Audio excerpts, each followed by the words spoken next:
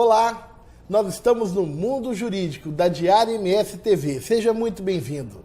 E o nosso entrevistado de hoje, ele é muito especial, porque ele, além de ser formado em Direito, assessor jurídico no Tribunal de Justiça, no Foro aqui de Dourados, ele é professor universitário da maior universidade particular de Direito de Dourados e também é, por isso tão especial, um colega que, como eu, faz vídeos para o YouTube. Eu estou tendo a honra de entrevistar hoje o professor Gilberto Ferreira Marchetti. Gilberto, seja muito bem-vindo ao nosso programa. Obrigado pelo convite. É um prazer estar aqui com você hoje. Muito obrigado. Você sabe, Gilberto, que quando a gente começa a fazer várias entrevistas, vai marcando muito a personalidade de cada um. E eu já entrevistei aqui poetas, eu já entrevistei aqui professores de São Paulo. O fato é, você é o primeiro que faz vídeo para o YouTube que eu estou entrevistando aqui, viu? Rapaz, isso aí foi uma ideia que eu tive. Assim, na minha experiência como professor, na verdade, eu comecei a notar que os alunos, em vez de ler livros, na nossa época, a gente lia muito Washington de Barros e Maria Helena, Silvio Rodrigues e tal. E eu comecei a perceber que os alunos, em vez de... alguns leem e tal, mas eles procuram muito vídeos no YouTube.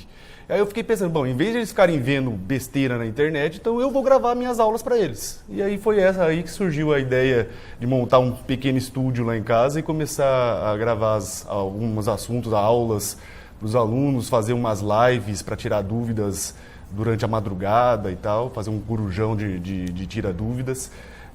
Foi uma experiência legal, tô gostando. Eu acho interessante, mas ainda nós vamos aprofundar mais nesse tema. Beleza. Antes da gente entrar nesse tema específico, me diz uma coisa, Gilberto, você é natural daqui de Dourados? Não, eu sou natural de Paraguaçu Paulista, interior de São Paulo, perto de Prudente ali. Veio com a família para Dourados? Em que condições vocês vieram para Dourados? Minha mãe, na verdade, ela era professora de agronomia numa universidade lá em Paraguaçu, e aí ela passou no concurso da Federal aqui em 94. Aí a gente veio embora para cá. Vieram embora para Dourados em 94. Veio, sua família, você tem uma irmã, não tem? Tem eu, minha irmã e meu irmão e o meu pai, que é falecido.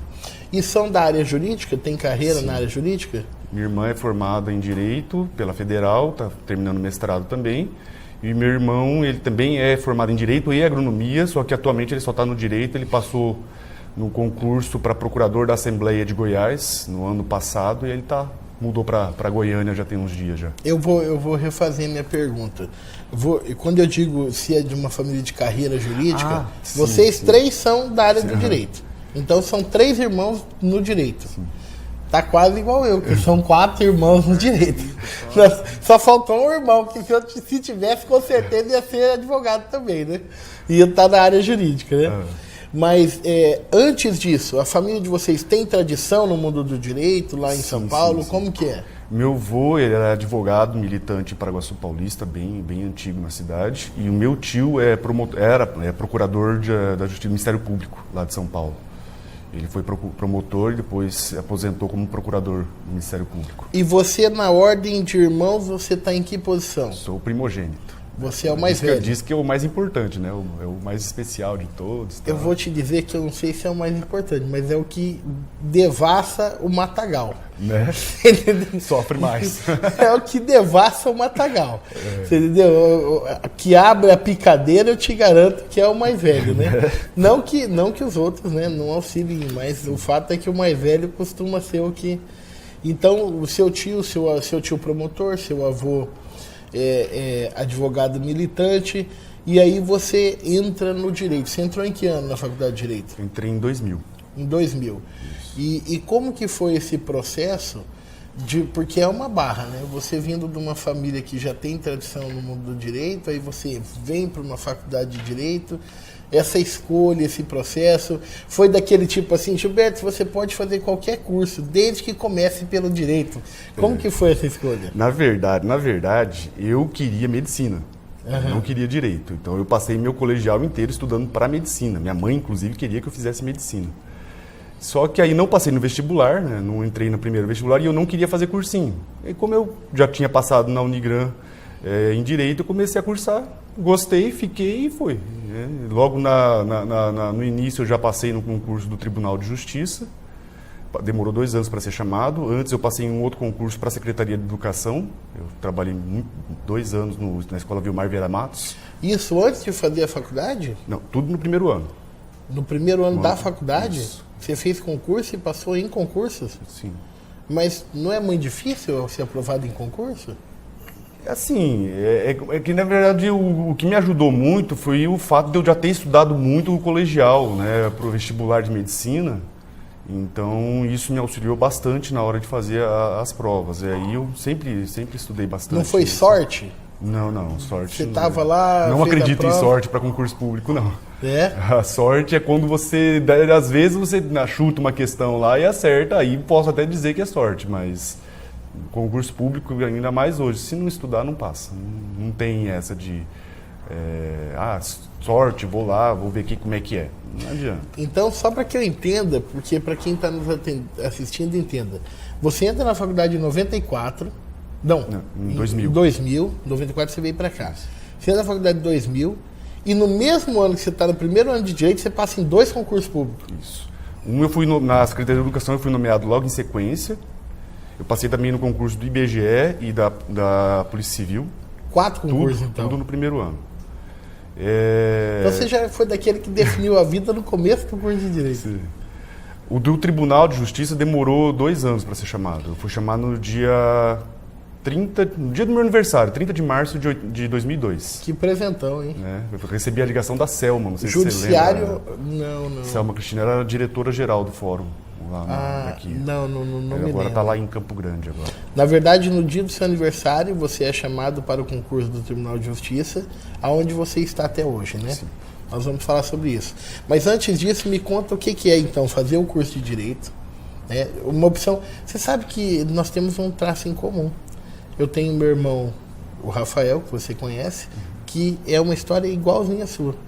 Ele ia fazer medicina, aí não passou no primeiro vestibular, não quis fazer cursinho, passou em Direito também, e aí tocou no Direito, e você sabe que eu acho que está muito feliz no Direito, né? É que nem eu costumo falar para meus alunos, o Direito ele é um curso apaixonante. Né? Você começa a se aprofundar nos estudos, nas matérias e tal, e você começa a perceber que é um curso sensacional, um curso importantíssimo, na verdade não só para quem quer seguir a carreira jurídica, mas até para ter conhecimento de como é que funciona o sistema jurídico, como é que funciona a aplicação da lei, como é que se trabalha o direito em si. Às vezes a gente a gente leu, por exemplo, uma reportagem e se você não tem um conhecimento jurídico, você não vai ter uma noção exata daquilo que está sendo falado. Então, eu acho que a formação em direito em si, ela não é importante apenas para uma carreira jurídica. Tanto que na minha vida de professor, eu já dei aula para médico, já dei aula para dentista, que continuam sendo médicos, dentistas, contabilistas e tal, mas que fizeram o direito exatamente para ter o conhecimento jurídico da profissão que eles mesmos estão exercendo. E eu não sei se existem outras carreiras que têm tanto isso como você está mencionando.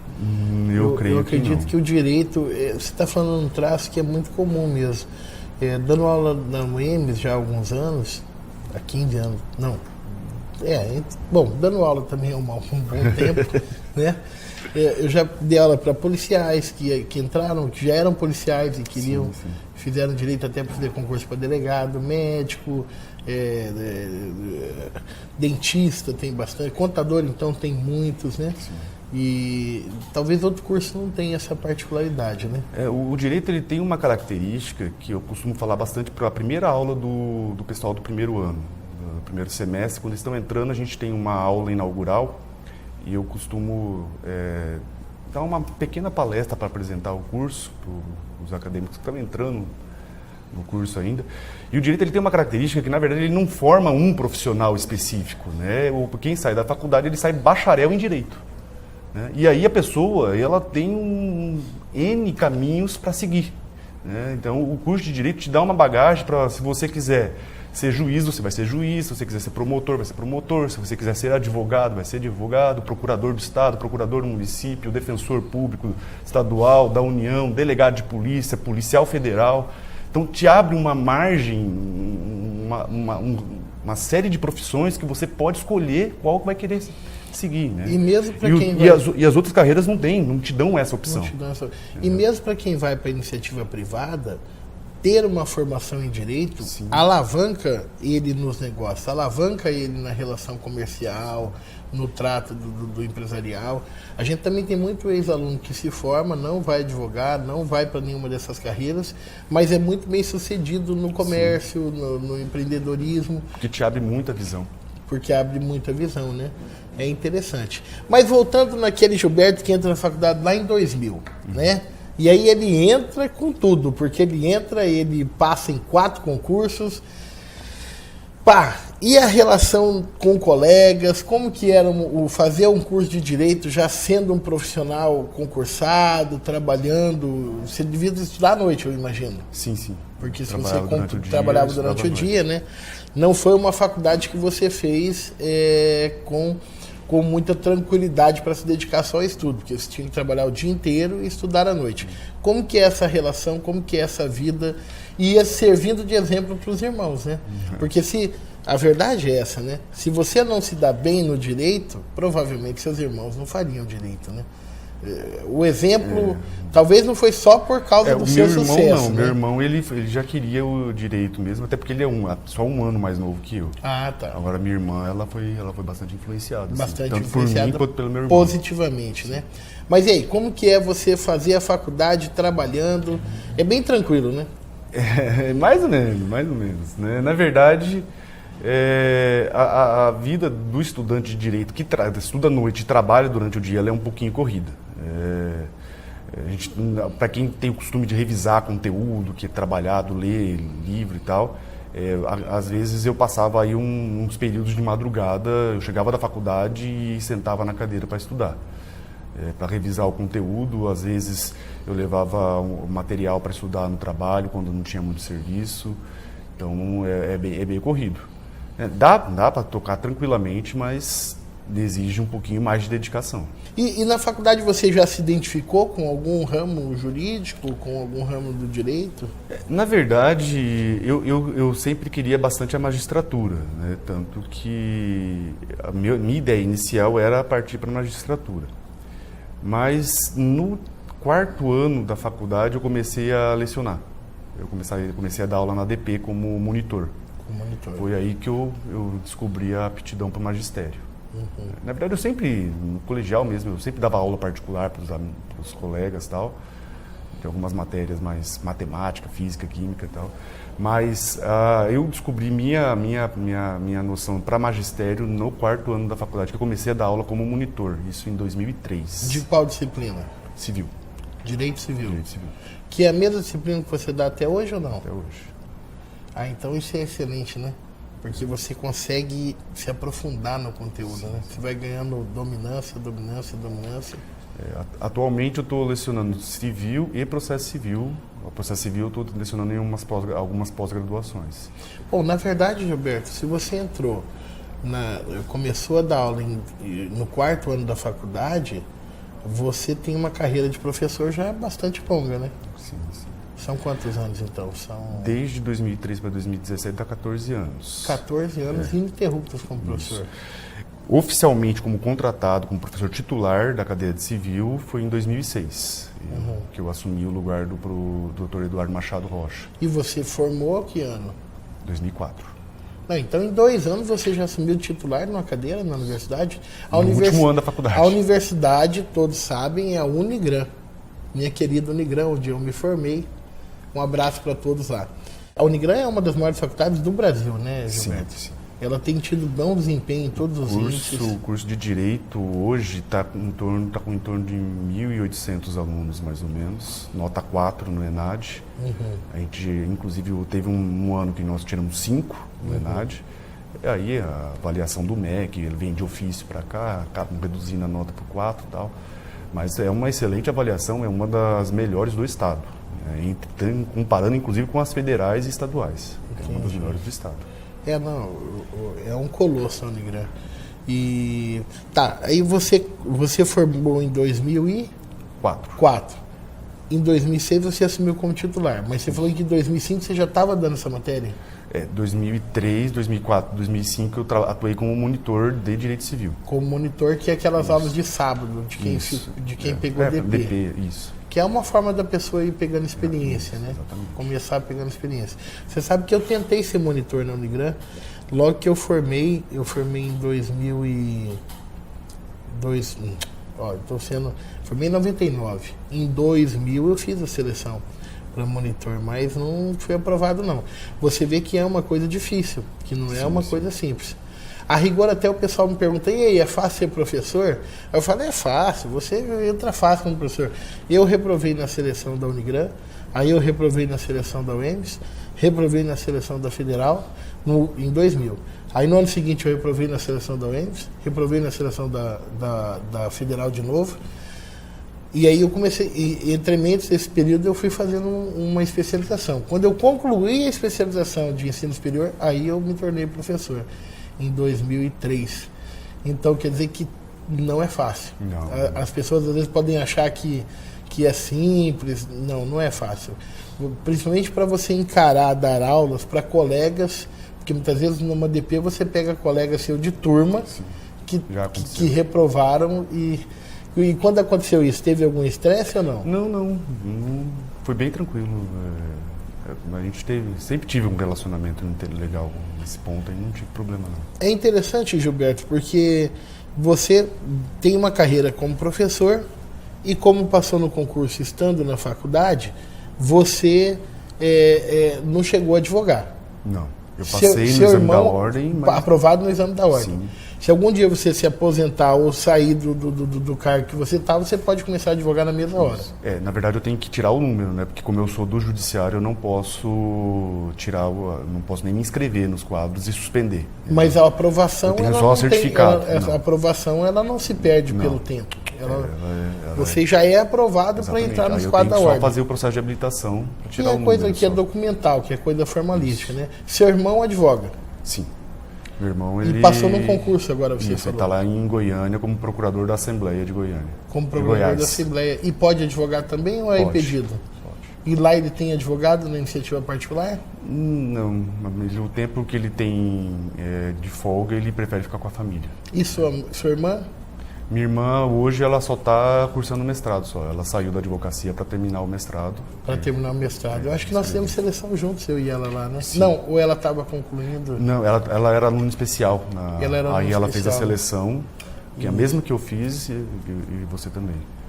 Exatamente. E nós já vamos falar sobre esse mestrado. Foi muito desafiador, né? Foi. Viajar quantas horas? Rapaz, no começo, quando a ponte de Porto Camargo tinha caído, vamos colocar de março até final de agosto, a gente teve que ir por Guaíra. E aí por Guaíra é 600 quilômetros mais ou menos. Aí a gente tinha que acordar 3 horas da manhã para ir. Não, na verdade, vamos esclarecer para o nosso telespectador. O professor Gilberto, ele está concluindo o mestrado em processo civil na Universidade... Na Unipar. Na Unipar, que fica em Moarama, no Paraná. Que tem vários colegas daqui de Dourados que têm feito esse mestrado, sim. Né? Eu sei que o Mantovani fez, o Brito, Fabrício, o Gomes, quem mais? Everton Gomes. O Everton Gomes. O Alisson Farinelli. Vários colegas já fizeram esse mestrado. E isso tem qualificado muito o corpo de professores de Dourados, né? Sim. Tem qualificado muito. É um mestrado que ele é próximo a Dourados, relativamente próximo. Na nossa região aqui de mestrado particular em Direito, num raio aí de 400 quilômetros, é só lá. E é um mestrado bem conceituado, retrata bem aí a Escola Paranaense de Processo Civil, representa muito bem a escola Teoria Crítica do Processo, do professor Luiz Fernando Coelho. Então, a boa parte da base da Escola Paranaense de Processo está ali em Umuarama, no mestrado de Processo Civil ali. E você dizia que viajava por Guaíra, saía 3 horas da manhã para chegar lá... Para chegar lá 11h30, meio-dia, almoçar e ir para aula. E ir para aula. Mas, Gilberto, me impressiona, porque você passa em concurso na faculdade, aí você viaja 3 horas da manhã para fazer mestrado, Da onde sai fôlego para tanta coisa? Rapaz, às vezes a gente bate uma canseira, hein? Até eu tenho um problema que eu não consigo dormir. Eu durmo 3, 4 horas numa noite só. Essa madrugada mesmo eu fui dormir 2 horas da manhã e acordei 5 horas. Isso é genético, desde sempre foi assim? Desde adolescente. Né? Quando eu tô muito cansado, não, aí eu apago e eu hiberno. Aí você dorme 6 horas? 18, não, aí eu durmo 18 horas seguidas. Nossa, aí é bastante. Mas normalmente eu durmo pouco. Eu acabo trabalhando, escrevendo, estudando. Mas dormir pouco por algum estado de ansiedade, Gilberto? Não, é costume mesmo. Isso na sua família tem mais alguém com essa característica? Não. Até onde eu conheço, não. Só você? É um costume que eu já tenho desde adolescente, de dormir pouco, na verdade. Não sei até que ponto isso é bom ou não, mas pelo menos a gente ocupa espaço. O fato é que vive a vida com mais intensidade, né? Porque 3, 4 horas por noite você tem metade de tempo a mais que todo mundo que está aí no dia a dia. A opção pelo mestrado, quais foram as maiores dificuldades que você encontrou fazendo esse mestrado lá no Paraná até agora? Na verdade, o começo, por causa do tempo de viagem, do cansaço, pesou um pouquinho. Depois que a ponte lá para o Porto Camargo reabriu, que aí é 290 quilômetros, aí ficou mais tranquilo. A gente começou a sair 7 horas da manhã daqui, mas... Assim, o mestrado exige um pouco de leitura do mestrando, muito artigo para escrever, né? Então a gente trabalha aí bastante. A gente é avaliado através de artigos, até porque o mestrado exige publicação dos alunos. Isso, às vezes, como a gente trabalha de 3 períodos, né? Então, às vezes, falta tempo para você conseguir escrever, estudar, fazer as leituras que os professores fazem. Para fazer esse mestrado, você conseguiu se afastar do seu trabalho junto ao na verdade, no fórum? Na verdade, eu pedi dispensa na sexta-feira. Então você continuou trabalhando normal na sua atividade como... Tanto aliás, esclarecendo para as fora. pessoas, você entra no fórum aqui de Dourados como concursado em 2002, e aí depois você se torna assessor ou você já entra como assessor? Não, como é que funciona? Eu entrei como analista em 2005, depois que eu concluí o curso, eu assumi a assessoria. Primeiro eu fui assessor do Dr. Eduardo Machado Rocha, e aí depois eu fiquei 2 meses só com o Eduardo, e aí logo em seguida o Dr. Zé Domingues me chamou para trabalhar no gabinete. Ele tinha acabado de chegar em Dourados, e aí ele me chamou para assumir um desafio lá na Sexta Vara Civil de Dourados. Na Sexta Vara Civil. É evidente que eu não vou te perguntar sobre processos da Sexta Vara Civil, porque há todo o impedimento como vocês atuam lá dentro. Mas deve ser um desafio você trabalhar numa vara que acho que é a que mais tem processo, né? Ou a família que mais tem processo. Na verdade, a Sexta Vara Civil só perde na distribuição para a primeira vara. Que é a de família. Que é a de família. Mas na distribuição a gente é a segunda vara com distribuição na comarca. Quando eu assumi lá em 2005, só concluso para sentença no gabinete tinha quase 3 mil processos. Porque são processos contra a fazenda pública, correto? Na verdade é fazenda pública, registro público e carta precatória. Carta precatória também eu não sabia. Carta precatória As cartas civil, precatórias são todas cumpridas lá na Sexta Vara. Então, às vezes, a gente praticamente tramita uma execução inteira na Sexta Vara. Sim, porque normalmente carta precatória vem por execução, para tudo, né? E lá você, sendo da área de direito civil, passa a ter muito contato com o direito público, né? Ali a gente tem muito contato com a constitucional, administrativo, fundamentais, que eu gosto bastante. E que eu imagino que tributário. passa a exigir mais estudo da sua parte, né? A gente enfrenta umas questões bem pesadas ali, envolvendo a administração pública, tanto municipal quanto estadual, né? Questões principalmente relacionadas à saúde pública. A gente tem bastante. Tem muita demanda, né? Tem fornecimento de medicamento, cirurgia, essas coisas a gente tem bastante. Eu imagino que a responsabilidade civil contra o Estado. O volume de serviço deve ser bem alto, né? Sim. A rotatividade dos processos da Sexta é muito grande. Atualmente, a gente está na Sexta Vara tramitando algo em torno de 800 a 900 processos. Mas quando a gente assumiu lá, tinha mais de 5 mil processos na vara. Foi dando uma... A gente conseguiu zerar o gabinete no dia 4 de abril de 2006. A gente zerou o gabinete. de conclusão de herança que a gente recebeu. E aí dali para frente a gente só começou a trabalhar com o produto da conclusão nossa mesmo. E vocês receberam alguns prêmios aí do CNJ por vara mais rápida. Eu já vi, porque eu já fui lá, já vi o... Sim, a gente tem, se eu não me engano, 4 prêmios por vara, por atuação do magistrado, cumprimento de metas. Nós temos elogios nas correições da corregedoria nossa e da corregedoria do CNJ. Tem vários elogios aí. Do qual você participou grandemente, porque assessoria, né? São quantos assessores por vara? 2. Tá, é você? Atualmente eu e a Camila Machado. Que tá lá desde o começo, só você? Desde o começo só eu. Só você.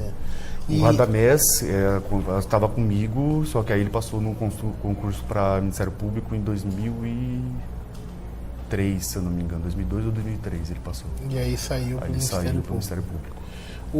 Sobre a sua atuação no foro, nós temos que esclarecer, porque o pessoal vai falar, mas como que ele é analista, assessor e fazia faculdade? Porque hoje esse cargo só com formação superior, né? Sim. Vamos esclarecer, porque senão o pessoal vai entrar em... O concurso para analista, inclusive a gente teve um esse ano, saiu o resultado ontem dos aprovados, mas o concurso para analista judiciário hoje é exclusivo de nível superior, alguns em direito e outros em outras áreas de atuação, mas a boa parte das vagas é para pessoas formadas em direito. O cargo de assessor jurídico, ele é uma função comissionada. Então a gente tem a aprovação no concurso e aí você assume a função comissionada de assessor jurídico que precisa do bacharelado em direito. Sem o bacharelado em direito você não pode assumir a vaga. Mas quando você fez esse concurso para analista, você não tinha ainda a formação? Não, na minha época foi o último concurso para nível médio.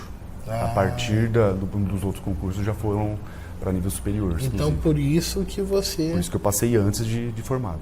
E eu só assumi assessoria depois de formado, Entendi. em 2005. Porque aí tinha que ter o bacharelado, né?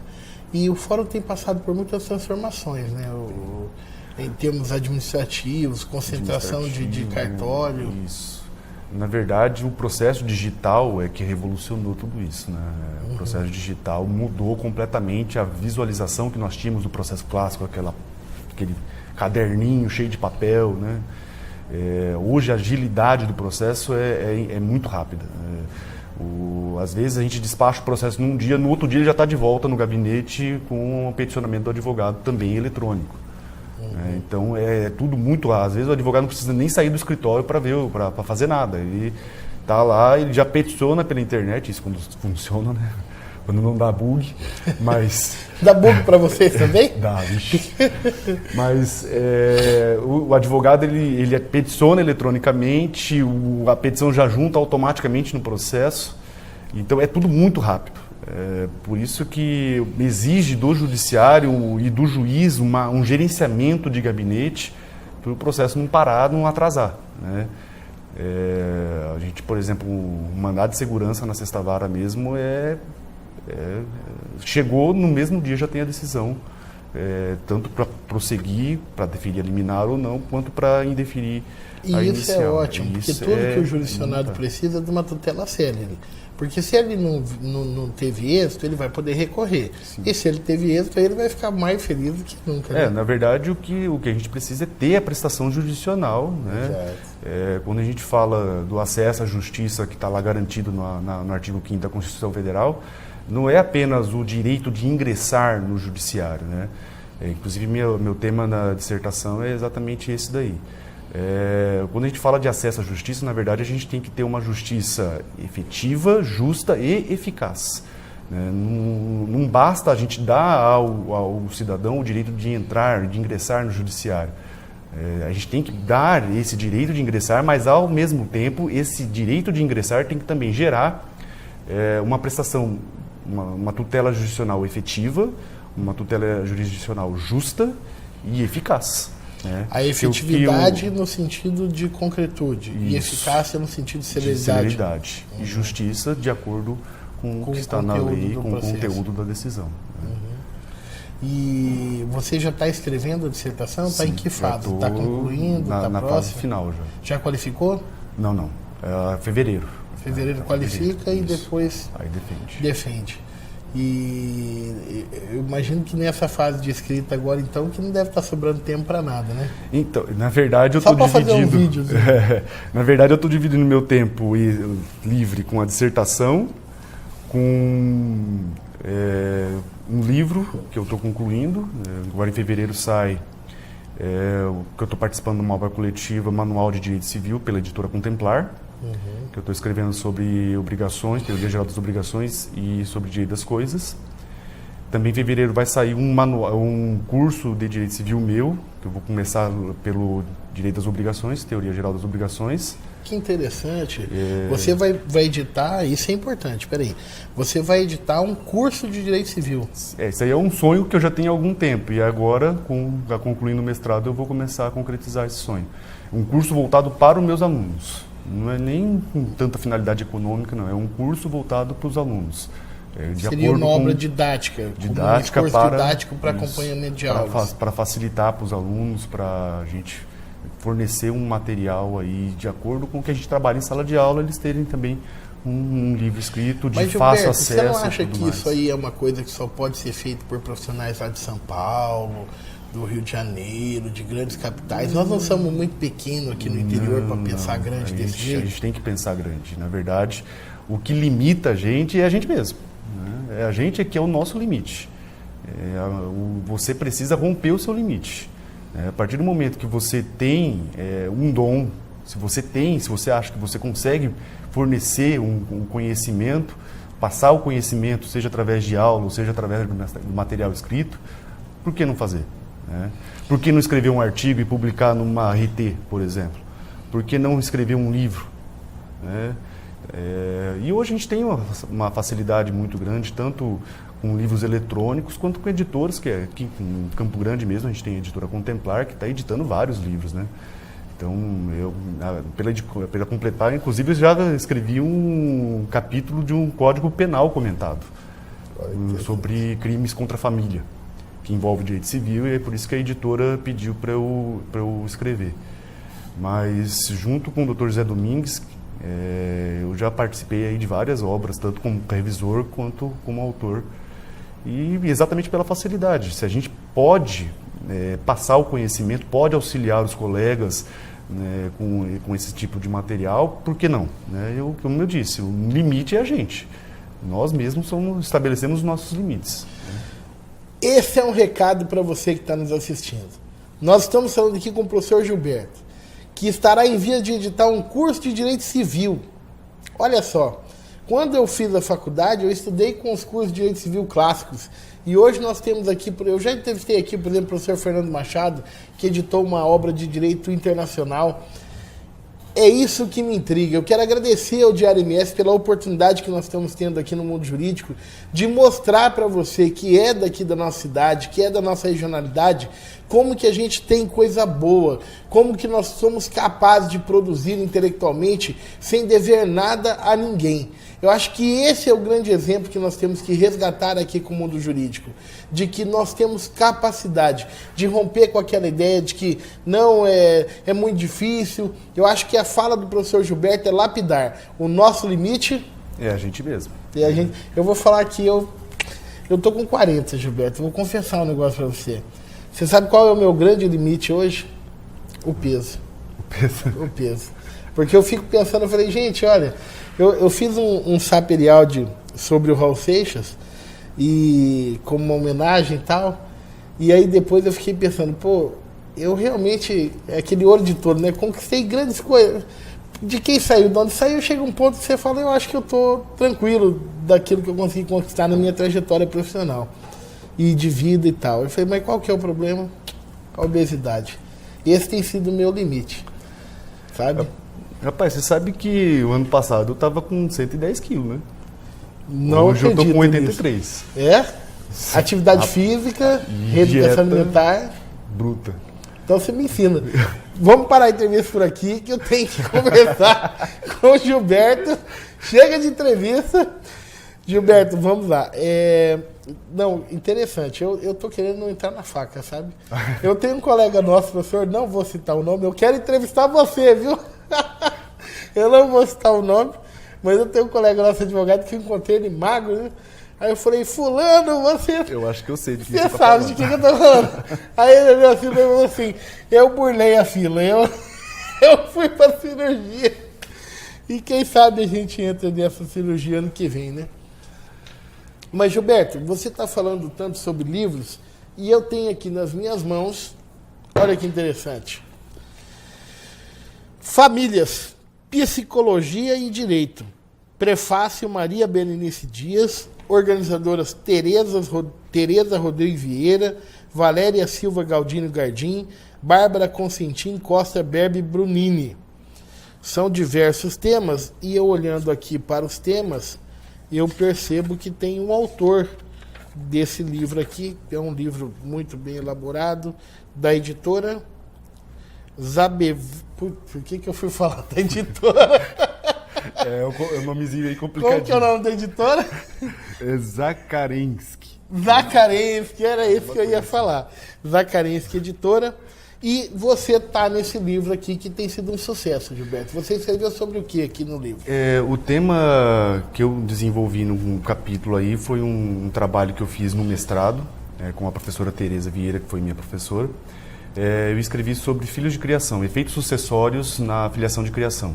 É uma das modalidades de filiação socioafetiva que nós temos, muito comum no Brasil, né? Aquela pessoa que não tem um vínculo biológico e que acaba sendo, entre aspas, adotada, não oficialmente, mas acaba sendo criada por uma família que não tem qualquer vínculo, nem civil, nem natural, com essa pessoa, né? Na minha família mesmo, a gente teve aí um exemplo disso daí. É uma situação muito recorrente na sociedade brasileira. Eu te falei, quando você me trouxe o livro, me disse que trataria desse artigo que você escreveu. Me explica um pouco mais. Esse filho, nessas condições socioafetivas, passa a ter todos os direitos de sucessão de um filho normal. Sim. Ainda que não esteja com o nome no registro. Ainda que não esteja o nome no registro. Então eu vou te contar uma passagem minha na escola, na faculdade. Sabe que quando as pessoas gostam da gente pelo que a gente é, e os que não gostam é pela mesma razão, né? Sim. Eu na faculdade, quando formei, eu até vou trazer aqui no Mundo Jurídico uma hora, a culpa é do Valtinho. Valtinho, eu quero você aqui também, vou te entrevistar.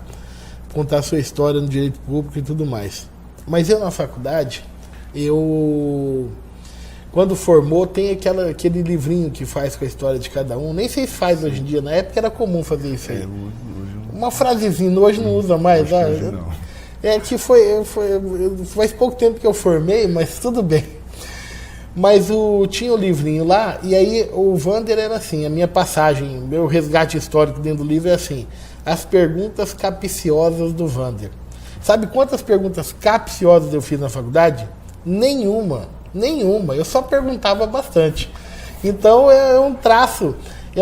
Agora fazendo mestrado é meu jeito de ser. Então eu escuto, me dá dúvida, eu pergunto. Eu acho que a maior prova da sua burrice é você perguntar, porque você perguntando, você está tentando vencer ela. Sim. Né? Então eu fazia muita pergunta. Tudo bem. Mas nunca, jamais em tempo algum, do ponto de vista capcioso, para colocar o professor, como hoje em dia acontece muito, né? A gente como professor, a gente vê isso, né? Sim. E o professor percebe, viu? Como percebe? O professor percebe, não pensa que você está fazendo e a gente está... O professor se dá conta da pergunta que é instrutiva, cooperativa, crítica e analítica, e daquela que tem o objetivo de tentar fazer uma pegadinha, né? Botar o professor numa situação complicada. O professor percebe.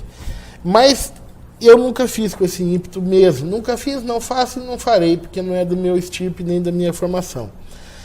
Só que na aula de Direito de Sucessões, que acho que é no 5º ano, ainda é no 5º ano lá na Unigran, na aula de Direito de Sucessões, o meu professor, que então era magistrado, hoje é desembargador, você já imagina quem que é, que eu quero entrevistar aqui também. E ele tem aquele jeito fleumático de tratar com a pessoa. Ele tem aquele jeito. E aí na aula da sucessão, eu formei em 99, então nós estávamos em 99. Existia essa paternidade socioafetiva nem em pensamento. E ele explicando a questão das... E irretocável, do ponto de vista técnico, ele estava corretíssimo. Era a legislação então vigente, o entendimento então majoritário. Ninguém falava em paternidade socioafetiva. E aí, em dado momento, me intrigou assim. Eu falei, mas professor, e aquele cara que é levado lá para a fazenda, e que é muito comum, né? Eu acho que a paternidade socioafetiva nasce nesse contexto aí. Aquele, vamos dizer, peão que chega lá novo e o dono da fazenda cria ali na sede como filho dele, que assume, que passa a cuidar da fazenda, e aí o cara morre e os filhos que estudaram fora vêm e tiram ele de lá e ele não tem patrimônio nenhum. Isso não é injusto? Ele não seria uma forma de filho? Aí você imagina a resposta que eu obtive, né? Você está querendo zonear com a aula, né? que era uma coisa inconcebível.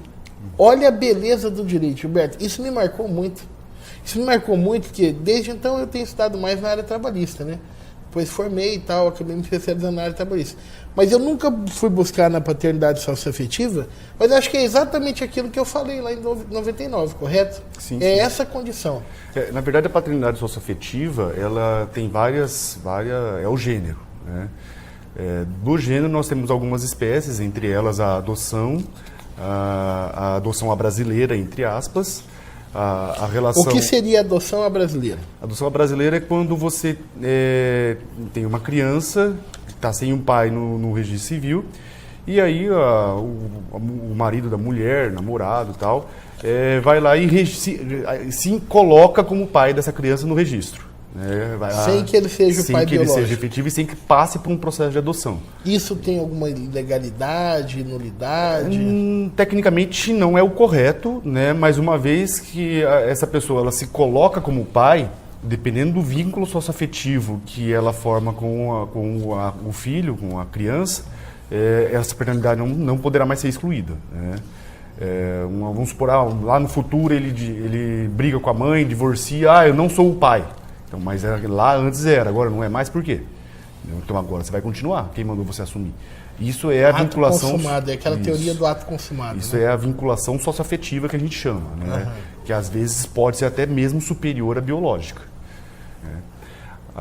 E desses ramos da filiação socioafetiva, além da adoção à brasileira, é essa questão do filho de criação. O que é o filho de criação?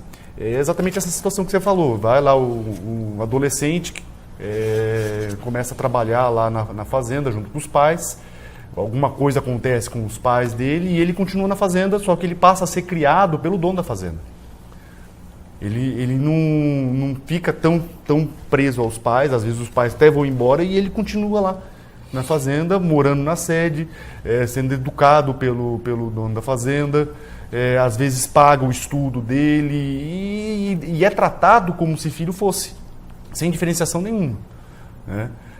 E aí, qual que é o problema? A hora que esse pai morre, a hora que esse dono da fazenda morre. Por quê? Porque aí vem os filhos, se eles têm uma relação de proximidade, tranquilo, beleza, mas se não tem, qual que vai ser a consequência lógica? Tchau, benção. Você não faz mais parte dessa casa. Ou às vezes até tem, mas o patrimônio é muito grande. Sim, então. E é aí que entra a questão dos efeitos sucessórios da filiação de criação, que o STJ já tem decidido há algum tempo, né? E, inclusive, logo quando eu terminei, que eu tive até que alterar, porque eu tinha concluído o capítulo do livro, e aí saiu uma decisão do STJ, e aí eu tive que mudar o livro para poder incluir essa decisão, né? Porque não há lei regulamentando a paternidade socioafetiva. Ela tem sido reconhecida pela jurisprudência, por por toda essa miríade de fundamentos que você colocou agora. Exatamente. Aí. Eu achei tão especial, carinhoso. Esse aqui é meu? Esse é seu. Olha, que legal. Muito obrigado, viu? Eu vou ler aqui. Ao Dr. Wander para auxiliá-lo no debate de assuntos relativos ao direito de família. Dourados, 12/12/2017, Gilberto Marchetti. Eu fico muito feliz, viu, Gilberto? Vou ler com muito carinho seu artigo e os demais. Espero que você estão goste, aqui. Sim. Quem quiser adquirir esse livro, consegue como? Tem na livraria da OAB? Não, tem... É porque, na verdade, é do Paraná, né, a editora. Então, não, mas então, peraí. Diego Zanoni Fontes, por que não tem na livraria da OAB aqui, Dourados? Eu quero saber, todos os livros de professores de Dourados tem que ter na livraria da OAB aqui em Dourados. Eu tenho certeza que você vai atrás. É que o Diego é um parceiro nosso e você vem aqui, viu, Diego? Estou esperando para te entrevistar aqui. Quem eu tenho, eu consigo trazer, eu faço encomenda da editora. Quem tiver interesse é só entrar em contato comigo que a gente arranja aí um E vamos deixar alguns ali na livraria da OAB para poder o pessoal ter acesso? Posso. Porque eu digo isso muito tranquilamente, porque eu acho que hoje não tem mais livraria jurídica em Dourados, né? Creio que não. Não tem mais. Então, por isso que eu falo com muita tranquilidade que o único remanescente é a livraria jurídica aqui da OAB, que é mantida ali pela Caixa de Assistência, que tem como delegado hoje o Diego Zanoni Fontes. Então, eu vou falar com ele, de repente, até como um comodato, se os livros estão com você, ele pode deixar alguns lá à venda, sendo vendido, repassar para você. É possível isso? Sim, sim. Eu acho que, porque eu acho que a OAB existe para isso também, para prestigiar a classe jurídica e trazer para o advogado esse acesso. Porque às vezes a pessoa vai te incomodar, te entrar em contato no final de semana, feriado. Não, tem lá na livraria, pode ter acesso lá. Não é verdade? Mas eu fico muito feliz, viu, Gilberto? Espero muito que você carinhoso. goste. Tem temas mais variados possíveis aí, inclusive até questão, vários assuntos relacionados à homoafetividade, questão de animais. Tem até, acho que um debate aí sobre a questão de animal de estimação ser parte da família também. Mas não com direitos sucessórios, porque não seria sujeito de direito. Não, mas tem já entendimento que o animal de estimação adquire personalidade jurídica dentro da família. Dentro da família. Na Alemanha, inclusive, isso já está no Código Civil alemão e em Portugal foi alterado recentemente para incluir o animal de estimação como sujeito de direito e não como objeto. Isso é uma transcendência de toda a percepção jurídica que a gente tem até hoje. Eu acho interessante porque lá em 2000, quando eu estudei parte geral com o professor Zé Gomes, eu lembro bem ele falando bem claro, animal não é sujeito de direito, animal é objeto de direito, né? E hoje a gente já não pode mais afirmar isso. Mas eu não tomei uma pataquada porque eu fiz a pergunta. e aquele ditado, quem bate esquece, quem apanha nunca esquece. Eu não esqueci até hoje, eu me lembro da pergunta, do momento, da hora, entendeu? E volta aquilo que você falou lá no começo, né? Essa constante transformação do direito é o que dá a beleza do direito, sim, né? Sim. É o que faz com que a gente esteja sempre, assim, revendo conceitos. O que há 20 anos era uma verdade, hoje pode ser... Pode ser uma inverdade. Inverdade, né? É uma evolução muito grande. Então... Gilberto, e você tem uma atuação também como empresário, empreendedor, correto? Eu estou errado ou você já empreendeu em algumas áreas? Eu já fui empreendedor, eu fui proprietário da Visio, Lounge Bar. Mas eu não cansei, vamos dizer assim, eu não aguentei. Eu tive que pedir arrego. Né? Porque a vida tripla, quádrupla, na verdade, né? Professor, mestrado, assessoria. Aí eu não aguentei, aí eu tive que abrir mão de alguma coisa e obviamente que eu acabei abrindo mão do negócio. Eu venho de uma família que mexe com lanchonete, com restaurante. É um dos ramos mais escravizantes que existem. Sim. Que você trabalha quando todos descansam e gozam. Então, você fazer isso com outros trabalhos é desumano. Tinha final de semana mesmo que eu virava de sexta para sábado, de sábado para domingo sem dormir. E aí? Porque, na verdade, como era um bar, então passava a madrugada inteira aberta. E aí você tinha que no outro dia, os outros compromissos você tinha que cumprir. Que é assessoria, que é mestrado, que é preparar a aula, e aí? Né? Exatamente. Não consegue. Aí eu tive que abrir mão de alguma coisa, obviamente que foi. Exatamente. Eu tenho colegas que são donos de bar, que são da área jurídica, formados em direitos, com a AB inclusive, mas eles eu percebo que atuam mais só naquela profissão, só como proprietário, como empresário. Conciliar as duas coisas eu acho impossível mesmo. É difícil. Eu tenho... Eu me lembro que quando eu fazia direito, eu sempre trabalhei no bar da minha mãe, na rodoviária, da minha mãe e do meu pai, né? E era interessante assim, quando chegava o final de ano, que todo mundo viajava, era o tempo que a gente mais trabalhava, que era aumentava o movimento da rodoviária. Sim, a circulação de pessoas. Exatamente. Né? E era bom também, porque você fazia ali o caixazinho para... Às vezes passava o ano todo apertado e era no Natal, ali no Ano Novo, que você fazia um caixa para poder colocar as contas em dia, pagar a universidade, que eu só pagava de 6 em 6 meses, que não me escutem, mas você, aquela coisa estava atrasado. Mas eu me lembro como eu às vezes à noite, eu trabalhava muito à noite, eu fazia das 7 até de madrugada, e como era gostoso as pessoas que desciam com aquela cara amassada de sono dentro do ônibus. Eu olhava para aquilo e falava, gente, a coisa mais gostosa do mundo deve ser dormir dentro desse ônibus. Né? Então é a vida do comerciante, né? Então você fazer isso com outras atividades eu acho impossível. Eu acho difícil. Outra profissão que eu acho difícil também, caminhoneiro, mas isso é matéria para outro dia. Mas então você empreendeu, você escreveu, e nós temos que falar sobre você, youtuber. Cadê a máscara do Dixal? É Dixal, então, né? Cadê a máscara do Dixal? Eu quero ver a máscara do Dixal. Você mitou com aquela máscara, hein, Gilberto? Rapaz, aquilo lá foi assim, uma ideia. Começou nos grandes centros, vários professores. Só explicar o que é a máscara de Dixal para quem não conhece a origem. Dos Jogos Mortais. Os Jogos Mortais tem o Dixal que tem aquela máscara. E o Gilberto aplicou uma prova com aquela máscara. Aí você conta o resto, vai lá. Então, na verdade, nos grandes centros estava acontecendo alguns professores aplicar a prova vestido de Jigsaw, né? Com a máscara, o cabelo, o terninho e tal, a gravata, a borboleta. E aí eu peguei e falei, pô, por que eu vou fazer isso no exame, né? No exame final, meu Deus, você é corajoso. Olha a ideia do cara. Fui lá fazer, falei, vamos imitar, né? E aí eu peguei, né, cheguei para aplicar o exame, era no 6º semestre, se eu não me engano. Cheguei para aplicar o exame e preparei toda a sala, mandei os alunos guardar o celular, tudo, né, para ninguém tirar foto, até porque não pode usar o celular durante a prova e tal. Guardei todo mundo, tal, preparei a sala, saí, né? Me vesti, coloquei a máscara, me preparei e entrei com as provas. Na verdade, eu fui atrás até do triciclo que ele usa para eu entrar com o triciclo, mas eu não achei que me cabia. Aí eu entrei na prova, isso foi o quê? Uns 10 segundos que eu fiquei com a máscara, a sala inteira caiu na gargalhada, né? E nisso aí foi cômico, porque apareceu pelo menos uns 15 celulares tirando foto. Né? Tanto que a foto que eu postei no Instagram, no Facebook, várias fotos, foram tudo fotos dos alunos. Tem até vídeo do que os alunos gravaram. Deve ter uma comoção de riso na hora. Né? Foi. Na hora foi bem cômico, né? Me causou um probleminha depois, mas isso não veio ao caso. Mas foi bem... Até hoje o povo comenta disso daí.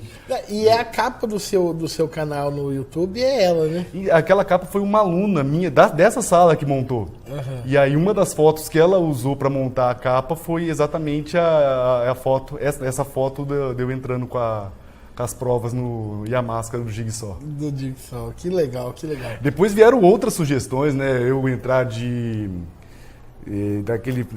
com aquela máscara do Pânico. Do Pânico. Também já teve várias. O pessoal já pediu para eu entrar de várias formas na prova, mas não rola mais não. Não rola. Eu acho que o probleminha não foi tão pequeno assim. Não rola mais. Mas foi bem. Até hoje o pessoal comenta bastante disso daí. Deve ter viralizado essa foto, né? Como disse, eu mitei na aplicação da prova. E aí sim, canal no YouTube. Como que tem sido essa vida de youtuber? Para quem dorme 3 horas por dia é a profissão ideal, porque tem a madrugada toda para produzir. Então, na verdade, como eu falei no início, isso aí foi uma ideia que eu tive para auxiliar os alunos. Né? Na verdade, essa ideia se dividiu em duas partes. Primeiro, gravar videoaulas. Né? Então, para isso eu montei um espacinho lá em casa. Eu já tinha uma câmera profissional. Então eu só comecei a dar mais utilidade para ela, porque ela estava parada lá, né? Então a primeira parte é gravar aulas para auxiliar os alunos no estudo, né, dos temas. Às vezes eles me mandam pergunta no e-mail, então em vez de eu responder para eu gravo o vídeo respondendo a pergunta. Certo. Ou então explicando um tópico da matéria que eu percebi que eles têm mais dificuldade e tal. E a segunda parte dessa minha ideia era usar as redes sociais para esclarecer dúvidas, né? Às vezes o aluno está lá no meio do estudo e para a prova e aí aparece uma dúvida. E aí cadê o professor para tirar essa dúvida, né? Então foi aí que eu tive a ideia de utilizar da live do Instagram para tirar, para organizar, eu agendava com os alunos um horário e aí eu passava aí uma hora e meia disponível lá para eles esclarecer as dúvidas que eles apresentassem lá na hora. No começo foram com meus alunos, e aí depois, no decorrer aí do semestre, alunos de outros cursos, de outras turmas, começaram a participar também, bastante. Que interessante. E isso já deve estar ganhando história, já deve estar... Sim, o pessoal tá gostando, tem bastante daqui a pouco tem gente de fora do estado. Na verdade, tem uma colega do Paraná, de Santa Catarina, que assiste, participa. Que participa. Tá assistindo. E você tá com quantos inscritos já no canal? No meu canal no Facebook eu tenho 2.000 e poucos inscritos. No YouTube, como eu estou começando agora, porque o canal do Facebook é um pouquinho mais antigo. No YouTube que eu comecei em setembro, tá com 180, se eu não me engano, inscritos. Tá excelente, porque... Tá começando... É assim de... E o YouTube é bem menos que o Facebook, né? Sim. Eu tenho também nos dois, Facebook e Nas YouTube, visualizações do YouTube, tá batendo aí 200, 300, 400 visualizações. Quando eu posto no Facebook, aí passa mais, né? de 1.000, 2.000, 3.000 visualizações. E como que é o nome dos canais para quem quiser acessar? Porque é um bom recurso para quem quer aprender direito civil. O meu nome é professor Gilberto Marchetti, tanto no Facebook quanto no Instagram e no YouTube. Que legal. São os 3 canais que eu utilizo. Que legal. Gilberto, você sabe que ninguém sai daqui sem ser um pouco apertado. Ah, é? Nós estamos caminhando para o final e eu sou obrigado a dar uma apertada. Isso é obrigatório. É a direção do programa, o Cláudio, que manda que a gente faça, assim, entendeu? Então não tem jeito. Eu vou pegar a minha TV aqui agora e vou pedir para ela girar e vai chegar um tema, ó. Reforma da Previdência para acabar com o benefício do servidor público. Puta, servidor público está ganhando muito, Gilberto? Explica para mim. Cara, ontem mesmo eu estava indo aplicar o exame. Eu estava indo para o fórum trabalhar e eu peguei um pedacinho de não sei quem que estava sendo entrevistado, falando que ele estava lá para debater e explicar o porquê da reforma previdenciária, que a reforma previdenciária estava vindo para acabar com os privilégios do servidor público. E eu não quis nem terminar de ouvir. Porque eu queria saber qual que é o privilégio que eu tenho como servidor público. Porque eu não tenho mais integralidade.